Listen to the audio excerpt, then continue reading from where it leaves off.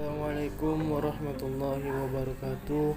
Di sini saya dari kelompok 1 akan mempresentasikan tentang pertumbuhan penduduk dan kualitas hidup.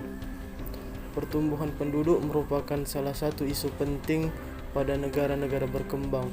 Pertumbuhan penduduk yang tidak terkendali akan menyebabkan daya dukung lingkungan tidak seimbang sehingga mempengaruhi kualitas manusia dan kualitas hidup. Pertumbuhan penduduk akan meningkatkan kebutuhan akan pangan, energi, dan papan. Dari sisi kebutuhan pangan, setiap kenaikan jumlah penduduk akan menaikkan ketersediaan pangan. Begitu juga dengan energi, pertumbuhan penduduk akan memerlukan energi yang besar.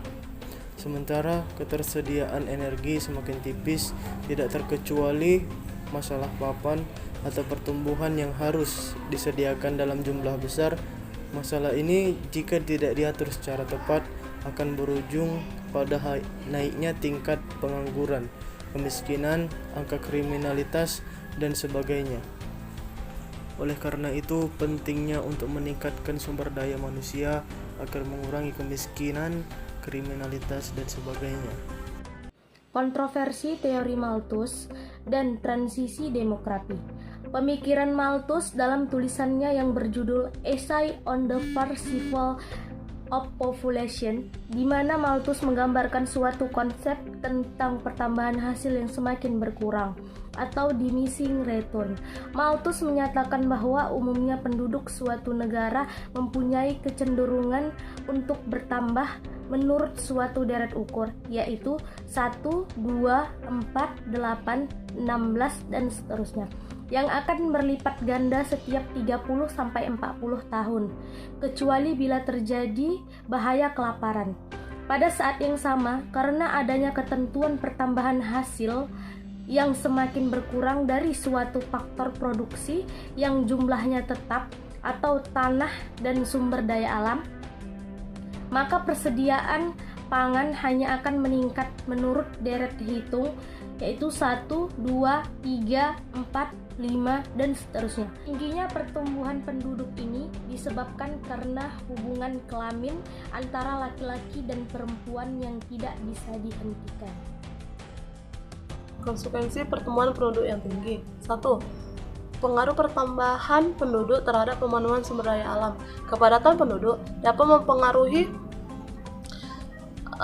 kualitas penduduk yang dapat menimbulkan masalah sosial ekonomi. Yang kedua, pengaruh kepadatan populasi manusia terhadap pendidikan. Pendidikan merupakan suatu usaha untuk mencerdaskan manusia sehingga mampu untuk meningkatkan produktivitas yang gunanya untuk menghasilkan barang dan jasa. Yang ketiga, pengaruh pertumbuhan penduduk terhadap perkembangan sosial seperti meningkatnya angka pengangguran, berkurangnya lahan tempat tinggal, dan sebagainya.